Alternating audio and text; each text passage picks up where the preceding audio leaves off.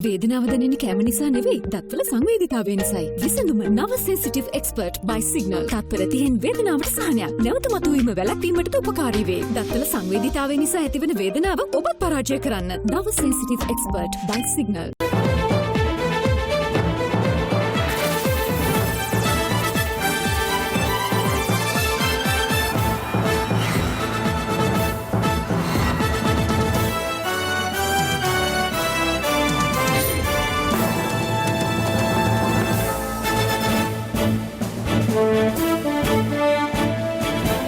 අයිබෝවන් සුබ සන්ධ්‍යාවක්. සියලු සමීක්ෂණ වාර්තා නැවත නැවතත් තහවුරු කළ ලංකාවේ අංක 1 ප්‍රවෘත්ති ප්‍රකාශය. පැත්ත ගියත් ඇත්ත කියන හිරු සවස 6:55 ප්‍රධාන ප්‍රවෘත්ති ප්‍රකාශය සමගින් මම මදුශාන්ත සිල්වා. මම රෝෂිනී විජේසූරිය මුලින් අවධානය දවස උණුසුම් කළ සිරස්තල වෙත.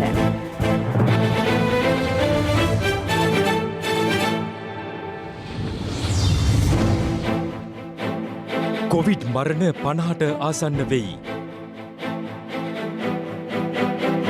බස්නාහිරින් බැහැරව යන පුද්ගලයින්ට වැඩ වරදී. ප්‍රාදේශීය පොලිස් ස්ථාන වෙත දැනුම් දී තිබෙනවා යම් කිසි කෙනෙක් බස්නාහිර පළාතෙන් පැමිණෙනවා නම් ඔවුන් එම ස්ථානවල නිරෝධායනයට ලක් කරන ලෙසට හුදකලා ප්‍රදේශවල නීති කඩන්නන් සෙවූ ගුවන් මෙහෙයුම.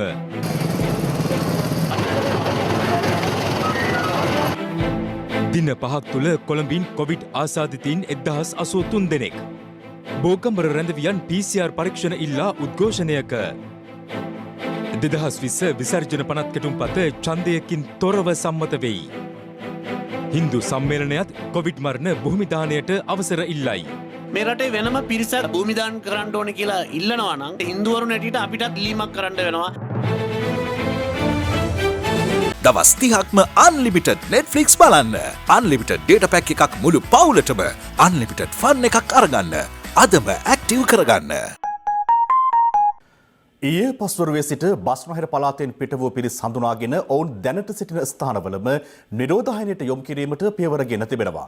පොලිස් මාධ්‍ය ප්‍රකාශක නියෝජ්‍ය පොලිස්පති අජිත් රෝහණ මහතා ප්‍රකාශ කළේ බස්නාහිරින් පිටවීමට අවසර ලබා දෙන්නේ අත්‍යවශ්‍ය සේවාවන් සීමිත සංඛ්‍යාවක් සඳහා පමණක් බවයි. මේ අතර සති අන්තයේ නිරෝධායන ඇඳරි නීතිය පැනවීමක් සිදු නොවන බව යුද හමුදාපති ලුතිනන්ට් ජෙනරාල් ශවේන්ද්‍ර සිල්වා මහතා සඳහන් කළා. දවසේ පුවත. කොවිඩ් ව්‍යාප්තිය වැළැක්වීමේ අරමුණින් ලබන 15 වැනිදා මධ්‍යම රාත්‍රිය තෙක් කිසිවෙකුටත් බස්නාහිර පළාතෙන් පිටවීමට ඉඩ නොදෙන බව යුද හමුදාපති ලුතිනන්ට් ජෙනරාල් ශවේන්ද්‍ර සිල්වා මහතා ඊයේ ප්‍රකාශ කළා. මෙම තීරණය ගෙන තිබුණේ ජනාධිපතිවරයාගේ ප්‍රධානත්වයෙන් කොවිඩ් මර්ධන කාර්යසාධක බලකාය ඊයේ පස්වරුවේ රැස් වූ අවස්ථාවේදී.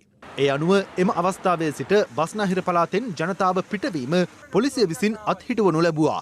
කුමන හේතුවක් මතවත් අද හෙට සෙනසුරාදා සහ ඉරිදා බස්නාහිර පළාතෙන් පිටවීමට අවස්ථාව ලැබෙන්නේ නැහැ. ඒ වගේම බස්නාහිර පළාතෙන් පිටතට කිසිම ආකාරයක පොදු ප්‍රවාහන සේවාවන් ක්‍රියාත්මක වන්නේ නැහැ. කෙසේ නමුත් බස්නාහිර පළාත තුලට ඇතුළු වීමට බාධාවක් නැහැ. එසේ ඇතුළු වුවත් නැවත පිටවීමට හැකියාව ලැබෙන්නේ ඉරිදායින් පසුව. පොලිසිය මීට පෙර නිකුත් කරලා තියෙනවා යම් ආයතන 112ක සේවක සේවිකාවන්ට හැඳුනුම්පත භාවිතා කරමින් ගමන් කිරීමට. නමුත් මේ සඳහා අදාළ වෙන්නේ නැහැ. ඒ චක්‍රලේඛනය අවලංගු කර තිබෙනවා. කෙසේ නමුත් අතිශය අත්‍යවශ්‍ය සේවාවක් වෙනවා නම් උදාහරණයක් ඇටියට සෞඛ්‍ය, ජලය, විදුලිය, sannivedana, මාධ්‍ය නැත්නම් ආහාර ඖෂධ සම්බන්ධ අත්‍යවශ්‍ය සේවාවක් වෙනවා නම් එම ආයතන වලට පමණක් හැකියාවක් තිබෙනවා. අදාළ මාර්ග බාධක වලදී තමුන්ගේ රාජකාරී හැඳුනුම්පත පෙන්වීමෙන් ගමන් කිරීම. ඒ වගේම අපි ප්‍රාදේශීය පොලිස් ස්ථාන වෙත දැනුම් දී තිබෙනවා යම් කිසි කෙනෙක් බස්නාහිර පළාතෙන් පැමිණෙනවා නම් ඔවුන් සම්බන්ධයෙන් නිරන්තරව විමර්ශනයක් කරන්න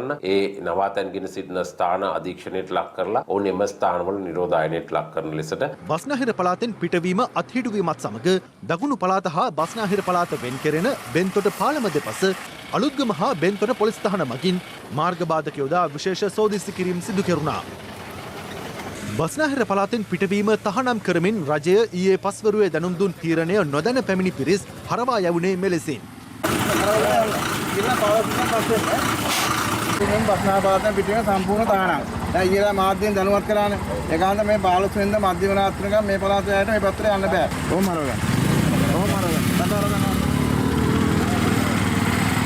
තාලකම්පිට අපිට හිතනවා අත්‍ය මානසික හේතු මත යවන්න පුළුවන්. නමුත් ඔබතුමාට තේරෙනවා මං කියන එක.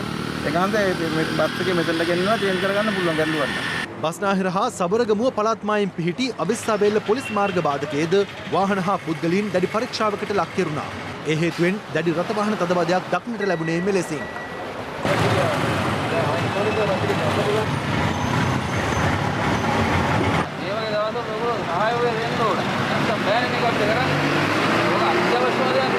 මේ අතර බස්නාහිර පළාත හා දකුණු පළාත වෙන් කරන වැලිපැන්න අධිවේගී පිවිසුම අසරද පොලිස් මාර්ග බාධක යොදා විශේෂ සෝදිසි කිරීම් සිදු කෙරුණා.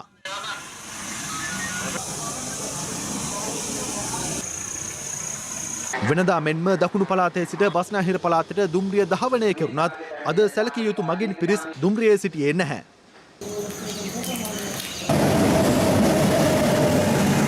මේ අතර පිට පළාත්වල සිට අද උදෑසන කොළඹට පැමිණි ඇතැම් පිරිස් පැවසුවේ තමන් බස්නාහිර පළාතෙන් පිටවීමට අවසර නොදෙන තීරණය නොදන්නා බවයි. බස් නෑ යන්න. ඉතින් පාළ වෙනකන් අපි ඉන්නවා. දැනගෙන හිටියේ නැද්ද ඉතින්? නෑ දැනගෙන හිටියේ නෑ. බදුල්ල යන්න ආපහු යනවා. දන්නේ නැතුවද ආවේ? දන්නේ නැතුව ආවේ. ඊයේ රේ 10ට නේ කිව්වේ. 10 බස් අපි කොයිද ඉන්නේ පාරද? අපි අනාත. කොරොන්දට යන්නේ නැහැ මොනවා කරන්නද මේ ඒ නිසා ඉතින් කවුරුත් පරිස්සම් වෙන්න ඕනේ. මං කුලිය පිටියට යන්නේ. කුලිය පිට යන්න බෑනේ. ආරම්භයට යන්නේ නැද්ද? බස්නාහිරෙන් එළියට යන්න බෑ. මොකද මේක දන්නේ නැතුවද ආවේ? ඔව් මම අර වැඩට යන්නේ. කොහෙද මේ ටීවීත් අර යන්නේ? මස් කෙලියේ යන්න බෑනේ. ඔව්. එහෙනම් හිටපු දෙයට යන්න වෙනවා. අපරාධනේ. ඕම් මැරලා යනවා. ගොඩක් මිනිස්සු දන්නේ නැහැ මේ කතන්දරේ. ඒ රෑනේ මේ කතන්දරේ දැම්මේ. ඔව්. ගජ්ජිගේ ගෑම්පෙට මට යන්න ඕනේ. මේ බස්නේ යන්න මෙහෙ. අද රිපෝට් කරන්න වේග. ඒ බෙබට කිව්වා අද ආවදී මට අත්ෙන් ගහන කිව්වා. අන්න ආවදී. බස්නාහිර පළාත සම්බන්ධයෙන් සංචාරන සීමා පැනීමත් සමගම එය නොදැනුවත්ව අද දිනේ වන විට බස්නාහිර පළාතට පුද්ගලයන් සම්බන්ධයෙන් යම් කිසි සහනයක් තිබෙන අපේ පිට යාමන මම ක්‍රමවේදයක් තියෙනවද? අපි ඒ ගැන දැනට සලකා බලාගෙන යනවා. නමුත් දැනට තියෙන තත්ත්වය අනුව ඔවුන් මේ ප්‍රදේශයේ රැඳී සිටින්න අවශ්‍යයි. අපි දන්නේ බස්නාහිර පළාතට ඇවිල්ලා ඒ අය කවුරු සමග මිශ්‍ර වුණාද, කුමන ස්ථානවලට ගියාද, ආසාදිතයෝ ඉන්න ප්‍රදේශවලට ගියාද කියලා. ඒ නිසා විශේෂයෙන්ම මේ දින කිහිපය තුළ ඔවුන් රැඳී සිටීම අවශ්‍ය වෙනවා. මේ අතර පෙරේදා මධ්‍යම රාත්‍රියේ සිට බස් ගාස්තුව ලංගම හා පෞද්ගලික යන අංශ දෙකේම වැඩි කිරීම ක්‍රියාත්මක කර තිබුණද ප්‍රවාහන සෞඛ්‍ය මාර්ගෝපදේශන මාලාව ක්‍රියාත්මක වන අයුරු දක්නට ලැබුණේ නැහැ. දැන් ඔය අත්හොදන දියර එහෙම තියෙනවද? අත්හොදන දියර එහෙම තාම ලැබුණේ නැහැ. නෑ අතුල්ලන්නේ සත්‍ය බලලා දියර මෙයා කරලා ඊට පස්සේ තියෙන ඊට පස්සේ නම් මොකුත් නැහැ බෙල්ලේ. ඔබ අත්හොදන දියර එහෙම තියෙනවද? දැන් තමයි ආයෙ මට දැන් තමයි ගන්න ඕන කඩවල් වාලන්න. දැන් ජනතාව කී දෙනාක් තාගන්න සීට් එකේ දෙන්නද කොහමද? දෙන්නෙකුත් නෑ දෙන්නයි බස් එකටම ඉන්නේ. හුදකලා කර තිබෙන කොළඹ දිස්ත්‍රික්කයේ මහල් නිවාස සංකීර්ණයක ජනතාව තමන්ට කිසිදු පහසුකමක් නොලැබුණු බවට චෝදනා කරමින් විරෝධතාවක නිරත වන ආකාරය දැක්වෙන වීඩියෝවක් සමාජ මාධ්‍යයේ සංසරණය වනවා.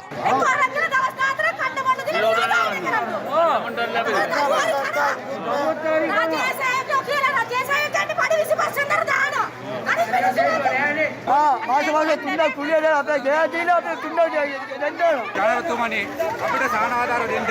සානාධාර කියන්නේ ෆන්දා එපා. යාදා කඩමන්ද දෙනානේ ඒක දෙන්න.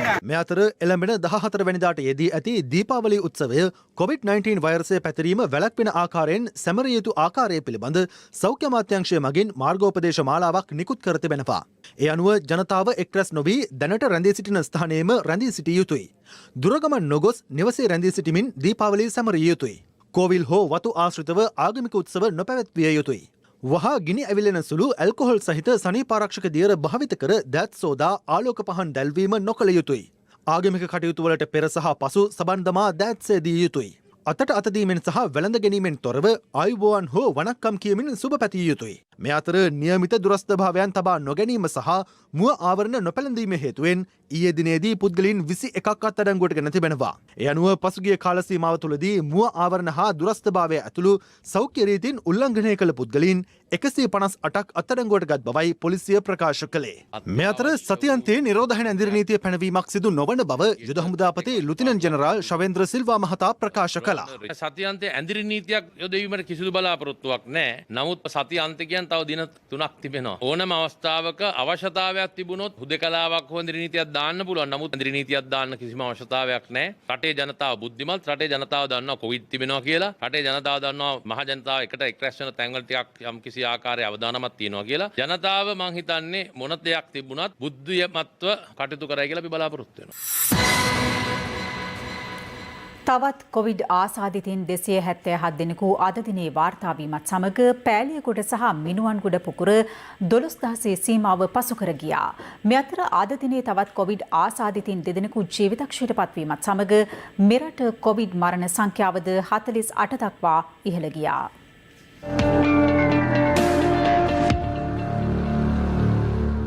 කොවිඩ් ආසාදිතව අද මියගොස් ඇත්තේ කොළඹ 12 ප්‍රදේශයේ පදිංචි 54 හැවිරිදි පුද්ගලයෙකු සහ මීගොඩ ප්‍රදේශයේ පදිංචිව සිටි 45 හැවිරිදි පුද්ගලයෙක්. ඔවුන් දෙදෙනා මුල්ලේරියාව රෝහලේ ප්‍රතිකාර ලබමින් සිටියේදී මියගොස් ඇති අතර දේහයන් පිළිබඳ අවසන් කටයුතු නිරෝධායන නීතිය අනුව කොළොන්නාව පොදු සුසාන භූමියේදී සිදු කෙරුණා. ඊයේ මියගිය පුද්ගලයන් වූයේ පානදුර ප්‍රදේශයේ පදිංචිව සිටි අවුරුදු 80ක පිරිමි පුද්ගලයෙක්, කොළඹ 11 ප්‍රදේශයේ පදිංචි අවුරුදු 40ක පිරිමි පුද්ගලයෙක්, කැලණිය ප්‍රදේශයේ අවුරුදු 45ක පිරිමි පුද්ගලයෙක්, කොළඹ 10 මාලිගාවත ප්‍රදේශයේ 68 හැවිරිදි කාන්තාවක් සහ ඉඹුල්ගොඩ ප්‍රදේශයේ පදිංචිව සිටි 63 හැවිරිදි පුද්ගලයෙක්.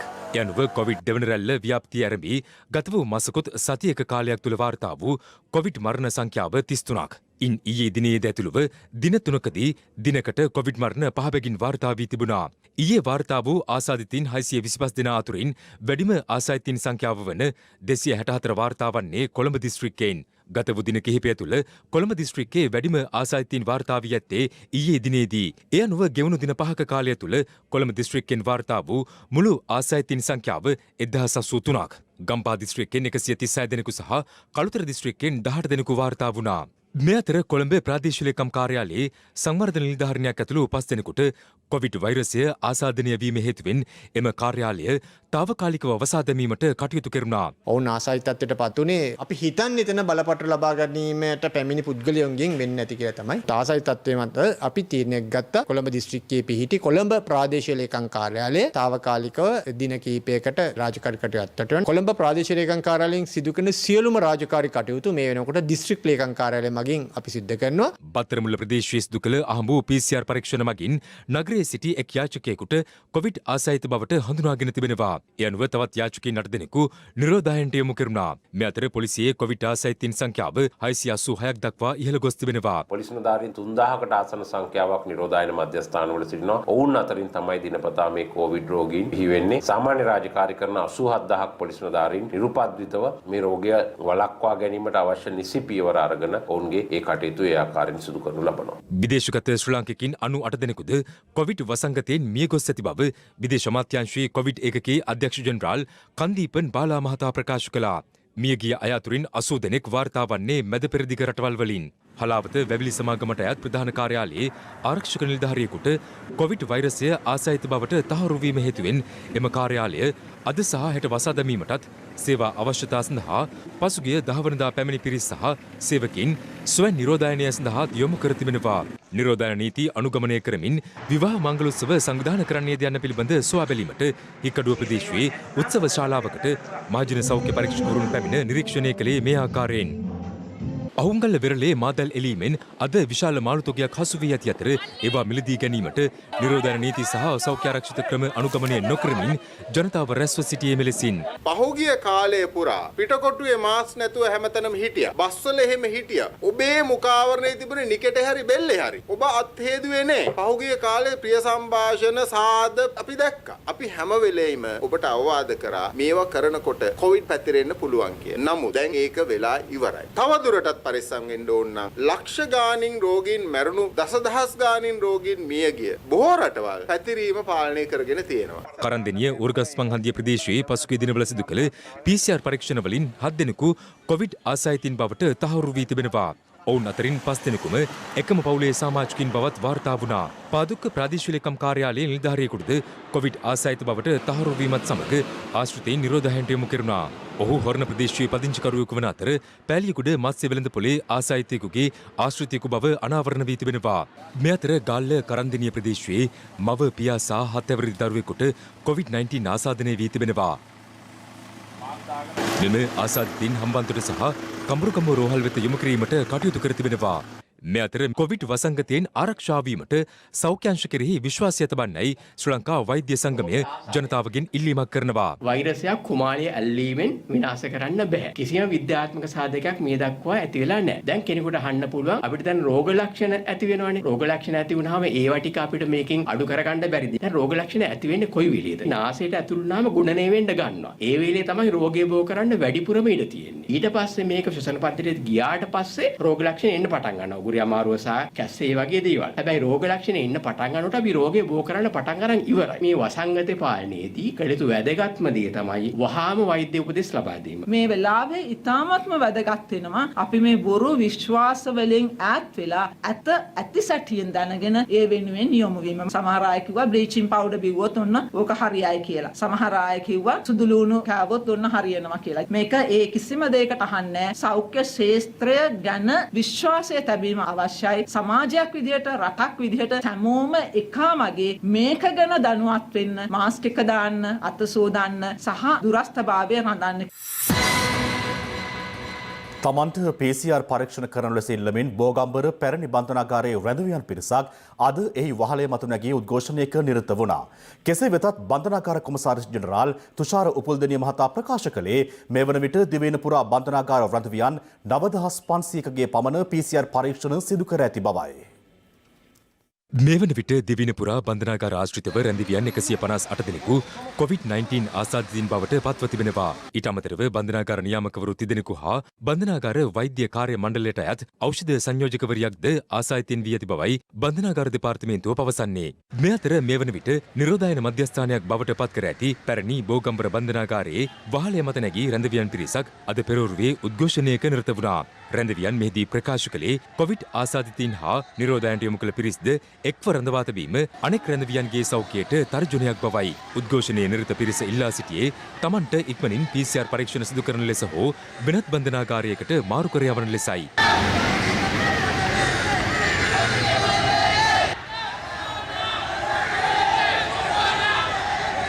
රැඳවියන්ගේ උද්ඝෝෂණය ඇරඹීමත් සමග පොලිසිය වහා පැරණි බෝගම්බර බන්ධනාගාරයට රැකවල් යෙදීමට කටයුතු කළා.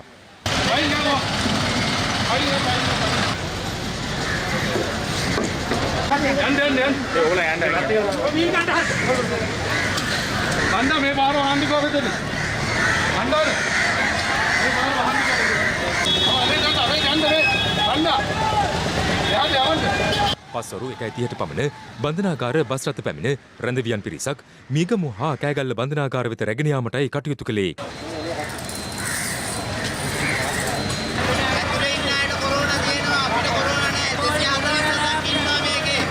මේ පිළිබඳව අද පැවති ප්‍රවෘත්ති සාකච්ඡාවකදී බන්ධනාගාර කොමසාරිස් ජෙනරාල්වරයා මෙලෙස අදහස් පළ කළා. බෝගම්බර බන්ධනාගාරයේ PCR පරීක්ෂණ සිදු කිරීමට මහජන සෞඛ්‍ය පරීක්ෂක මහතා ගොස් තිබියදීත් ඒගොල්ලෝ නිරෝධායන මධ්‍යස්ථානයේ නීති රීති වලට අනුගත වෙන්නේ නැතුව කොළඹ ස්ථාන වලට මාරු වීමට අවශ්‍ය බව පවසමින් වහලෙට නැගලා තියෙනවා. විශේෂයෙන් මෙම රැඳවියන් කොළඹ ආශ්‍රිත ප්‍රදේශවල මත්ද්‍රව්‍ය භාවිතා කරන රැඳවියන් ඔවුන්ගේ ඉල්ලීම් වලට ඉඩ දෙන්න බෑ. මොකද මේක නිරෝධායන මධ්‍යස්ථානයක්. සෞඛ්‍ය අංශවල උපදෙස් නොතකා අපිට ඒගොල්ලෝ කොළඹ ප්‍රදේශයට රැගෙන ඒමට හැකියාවක් නැහැ. බන්ධනාගාර දේපල වලට අලාභහානියක් කරලා තියෙනවා නම් අපි ඒ සම්බන්ධිනව නීතිමය පියවර අරගන්නවා. මේ වගේ කාර්යයන් කිරීමෙන් වෙන්නේ නිරෝධායන කාලය තවදුරටත් දික් කිරීමට සිදු වෙන එක පමණයි.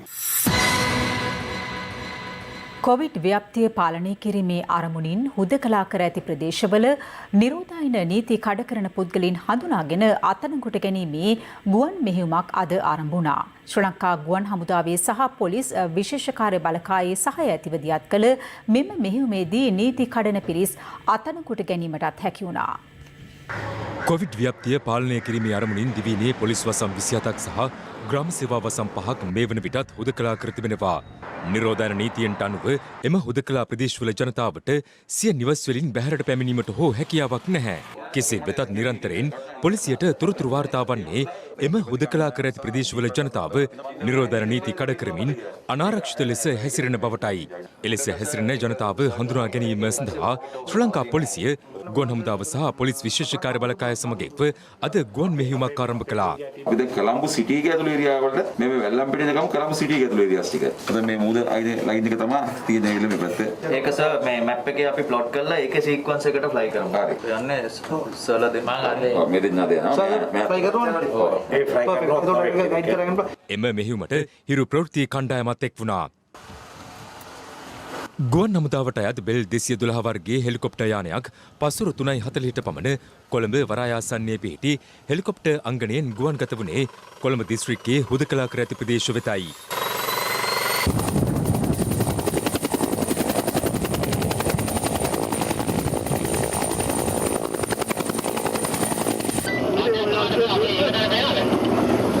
යනුව මට්ටක්කුලිය මෝදර බ්ලුමැන්ඩල් කොටහේන ග්‍රෑන්ඩ් පාස් වෙරළබඩ ආදුරුප්පු වීදිය දෙමටගොඩ බොරැල්ල මාලිගාවත්ත සහ කෙසෙල්වත්ත යන ප්‍රදේශ නිරීක්ෂණයට ලක් වුණා.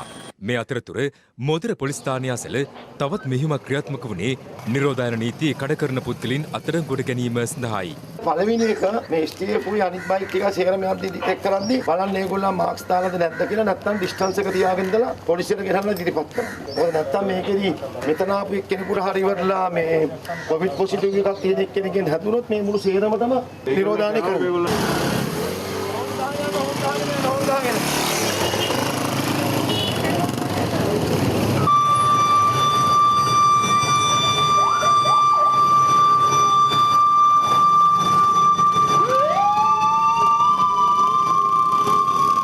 මෙම මෙහෙයුම සඳහා ගුවන් හමුදාවේ ඩ්‍රෝන යානාද යොදාගෙන වුණා.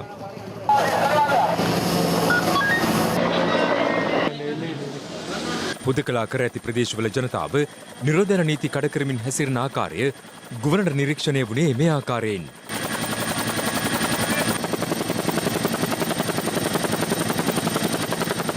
එලෙස නීති කඩ කරන්නන් පිළිබඳ ගුවනෙන් සිට දැනුම් දුන්නේ එම ප්‍රදේශවල විශේෂ ජංගම සංචාරයේ නිරත වන පොලිස් සහ පොලිස් විශේෂ කාර්ය බළකා කණ්ඩායම් වෙතයි.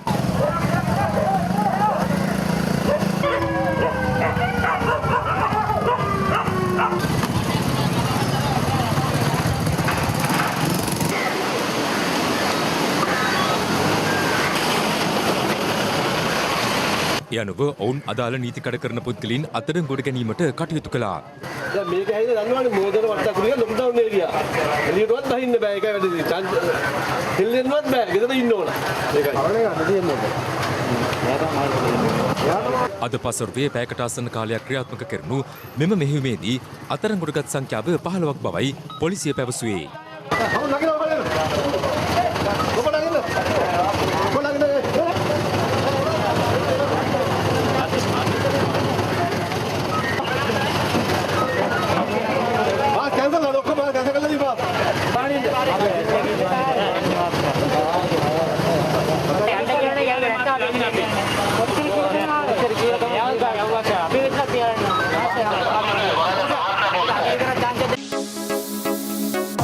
දවසේ පුවත වඩාත්ම සිනිදු රැවුල බෑමකට බිග් ඊසි ටූ රේසරය හරිම සුමුදුයි. මේ වසරේ වියදම් පියවීම සඳහා රජය ඉදිරිපත් කළ විසර්ජන පනත් කෙටුම්පත ඡන්ද විමසීමකින් තොරව සංශෝධන සහිතව අද පාර්ලිමේන්තුවේදී සම්මත වුණා. ඒ පිළිබඳ විවාදයට එක්වමින් අග්‍රාමාත්‍ය මහින්ද රාජපක්ෂ මහතා සඳහන් කළේ COVID-19 වසංගතය පාලනයට රජය මේ දක්වා රුපියල් මිලියන 70,000ක පමණ මුදලක් වියදම් කර ඇති බවයි.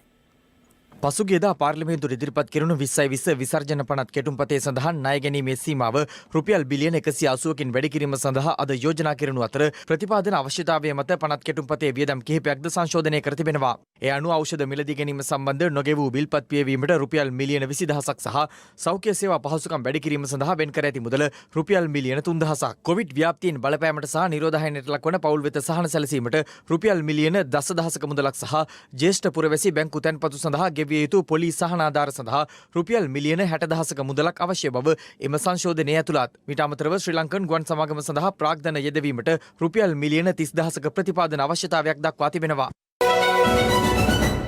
ඇති රජය 2020 වර්ෂය සඳහා විසර්ජන පනත් ඉදිරිපත් කර තිබුණේ නැහැ. පසුගිය වසරවල අයවැය පරතරය පියවීමේදී දක්නට ලැබූ ප්‍රධාන ලක්ෂණයක් වී තිබුණේ රජය විසින් කර ඇති වියදම් සඳහා වසර ගණනාවක් තුළ සැපයුම්කරුවන් හා ප්‍රතිලාභීන්ට එම මුදල් නොගෙවා තිබීමයි. මේ නිසා 2019 වර්ෂයේදී වාර්තා කර ඇති අයවැය හිඟේද සැබෑ රාජ්‍ය මුල්‍ය තත්ත්වය වසන් කිරීමක් වෙනවා. මෙය පසුගිය රජයේ රාජ්‍ය මුල්‍ය කළමනාකරණයේදී සිදු කළ ප්‍රධාන වගකීම් පැහැර ගැනීම කරුකථානායකතුමනි අකරෝ කොරෝනා වෛරසය කළමනාකරණයට විශාල ප්‍රයත්නයක් දරා තිබෙනවා. කෙසේ වුවත් රෝගීන් හඳුනා ගැනීම, නිරෝධායන, නියම පරීක්ෂණ හා ආශ්‍රිත සුබසාධන කටයුතු සඳහා මේ වෙන විට රජය වියදම් කර ඇති මුදල් ප්‍රමාණය දැනට රුපියල් මිලියන 70,000ක් පමණ වෙනවා. මේ 2020 සිට වාර්ෂිකව ගෙවීමට ඇති විදේශ ණය සේවා ප්‍රමාණය ඩොලර් මිලියන 4,200ක් පමණ වෙනවා. අපේ රජය 2020 සඳහා ගෙවීමට තිබූ විදේශ ණය ඇතුළු සියලු ණය ගෙවූ බවද එම ගරු සභාවට වාර්තා කරන්නේ ඒ මහත් සතුටකිනි. ග්‍රාමාත්‍යතුමා අද මෙතෙන්ට ඇවිල්ලා කියවන මේ අයවැය කතාව ඇත්ත වශයෙන්ම රජය දැන් දරාපු වියදම් අද විසර්ජන පනතකින් මෙහි ඉදිරිපත් කරලා මේක සම්මත කරන්න කියලා අපෙන් ඉල්ලනවා. මේ ආණ්ඩුවට බැරි වෙලා තියෙනවා මේක කලින් ඇවිල්ලා අනුමත කරගන්න. මේ ඔක්කොම ඉතින් කොරෝනා සලුව පසුපස වසාගෙන හැංගෙන්න බෑ. හැම එකක්ම අපිට කොවිඩ් නිසා කියලා කියන්නට බෑ. පසුගිය අවුරුදු 5 තුලදී සිදු වෙලා තිබෙන වැරදි තීරණ නිසා අපිට මේ ප්‍රශ්නයක් මතුවලා තියෙන බව මතක් කරගන්නට අවශ්‍යයි. මම කැමතියි ගරු නිවාඩ් කබ්‍රාල මැතිතුමනි ඔබතුමාගේ කතාවට මාටින් ලූතර් කිං මැතිතුමාගේ ප්‍රකාශයකින් පිළිතුරු දෙන්න.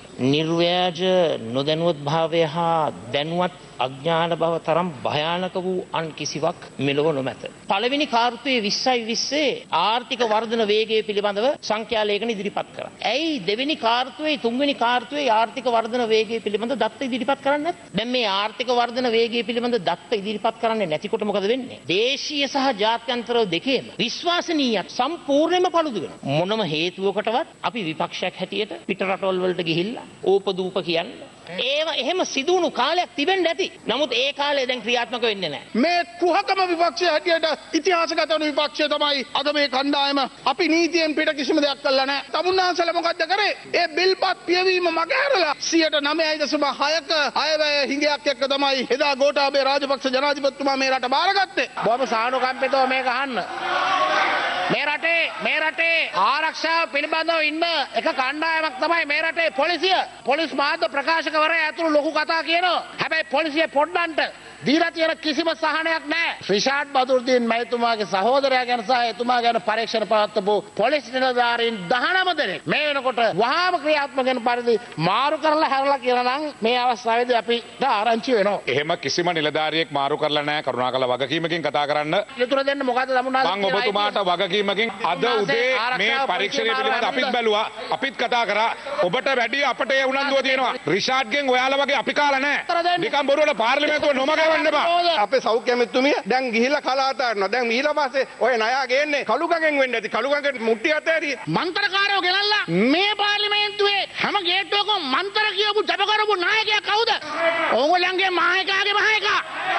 තුක් නැතකින් ලැජ්ජ නැද්ද මේ මහා උත්තරීතර පාර්ලිමේන්තුවේ හැම පුටුවක උරුතල් ගන්න. නිකන් වීදුරු ගෙවල් වල ඉඳන් ගල් ගහන්න එපා මහත්තයෝ. මේ ආණ්ඩුව ඵලයටපත් වෙලා අවුරුද්දක් වෙනවා කරපු එක වැඩක්වත් අද කතාවේ කිව්වෙට. කොවිඩ් ආපු හැම රටක්ම අප්‍රේල් වැයි වෙනකොට නීති ටික හැදුවා. අපි මාස 9ක් ගියා නීති හදන්න. ස්තුතියි ඔබතුමාට. ජනතාවට අපහාස නොකර මැතිවරණය දුන්න පොරොන්දු කොයි මැතිවරණ පොරොන්දුවද ඉෂ්ට කරලා තියෙන්නේ? මට එකක් කියන්න. මේ වසංගතේ වැළඳිච්ච රටවල් එක සංසන්දනය කරන්න තමුන්නාන්සලා. ඇමරිකාවේ මරණ ප්‍රතිශතය ගන්න 2.5යි. අපි 0.5 කීයද? ඒ නිසා මම කියන්නේ නෑ මේක හොඳයි කියලා. හැබැයි මම ඔබට කියනවා අනෙක් රටවල් එක්ක සංසන්දනය කරාට පස්සේ ගෝඨාභය මහත්තයා අසමත් නෑ සමත්. මට මේ දැනගන්න ඔබතුමා පොඩි ප්‍රශ්නයක් තියෙනවා. නෑ ඇමතුමා ඔබතුමාගේ විෂය ගැන ප්‍රශ්න.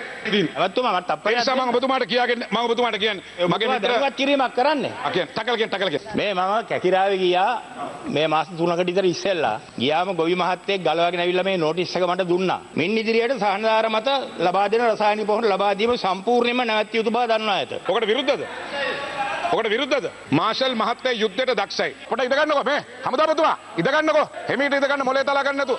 හිමීට ඉඳ ගන්න. මේ රසායනික පොහොර අපිට භාවිතාව නිසා ඔබතුමා දන්නවා වෙන හානිය මොකක්ද කියලා. ඒ නිසා ඔබතුමාලගේ ආණ්ඩුව කාලේ වගේ නෙමෙයි හොර පොහොර ගෙනෙල්ලා අපි බෙදන්නේ නැහැ.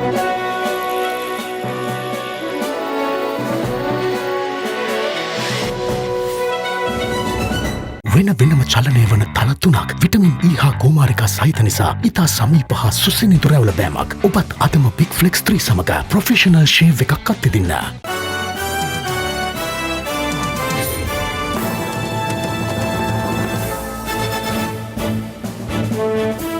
COVID-19 හේතුවෙන් මරණයට පත්වන මුස්ලිම් ජනතාවගේ දේහයන් බොහොමදානය කිරීමට අවසර දෙන ලෙස මුස්ලිම් ජනතාව ඉල්ලීම් සිදු කරන්නේ නම් හින්දු ජනතාවටද එලෙස ඉල්ලීම් කිරීමට සිදුවන බව සමස්ත ලංකා හින්දු සම්මේලනයේ සභාපති නාරාටි අරුල්ඛාන් මහතා පවසනවා. මේ අතර කොවිඩ් මරණවල අවසන් කටයුතු කිරීම සම්බන්ධයෙන් තවත් පාර්ශව කිහිපයක්ද අදහස් පළ කළා.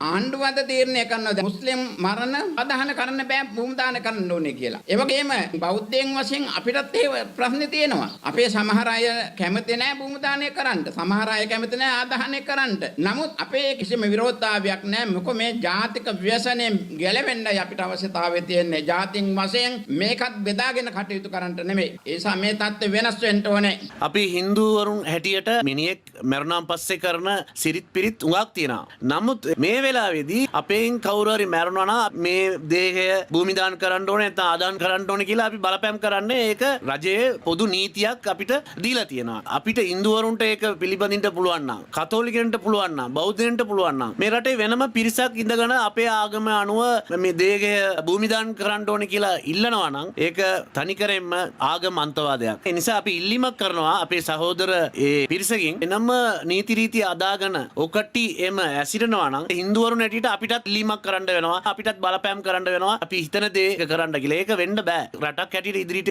යනකොට අපි කවුරුත් රජයේ කියන නීතිය අපි පිළිබඳින්න ඕනේ.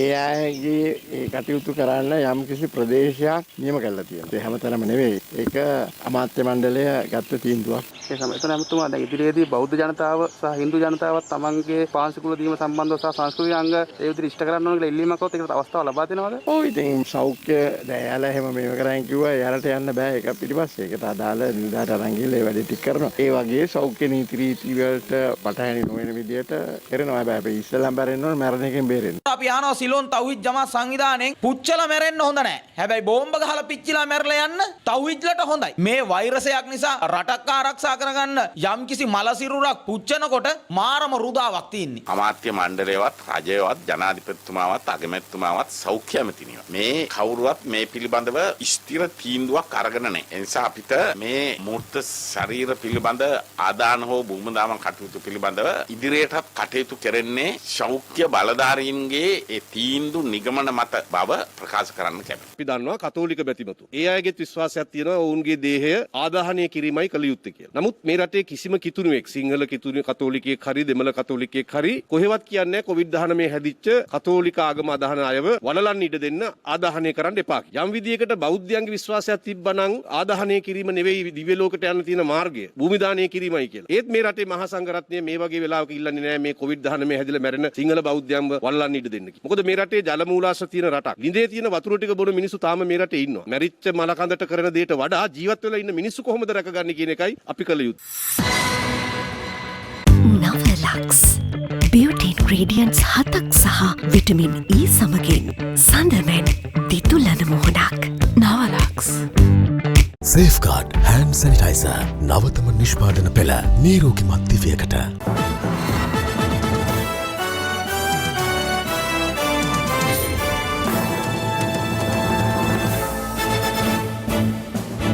දැන් වටවටා හිරු.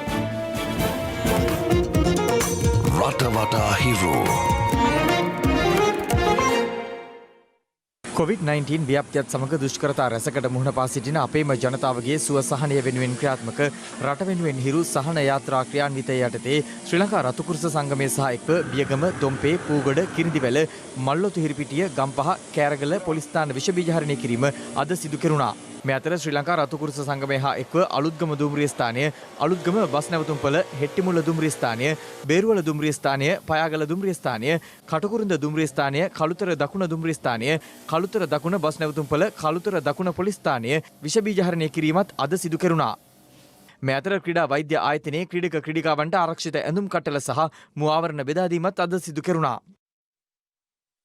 ශ්‍රී ලංකා යුද හමුදාවේ පළමු ඩ්‍රෝන රෙජිමේන්තුව යුද හමුදාපතිවරයාගේ ප්‍රධානත්වයෙන් අද වැඩ කටයුතු ආරම්භ කළා. මෙරට විවිධ ආපදා සහ ව්‍යසන තත්ත්වයන් මුහුණ දෙන අවස්ථාවන් වලදී යුද හමුදාවේ සක්‍රීය දායකත්වය පහසු කර ගැනීම මෙම රෙජිමේන්තුව පිහිටුවීමේ මූලික අරමුණයි.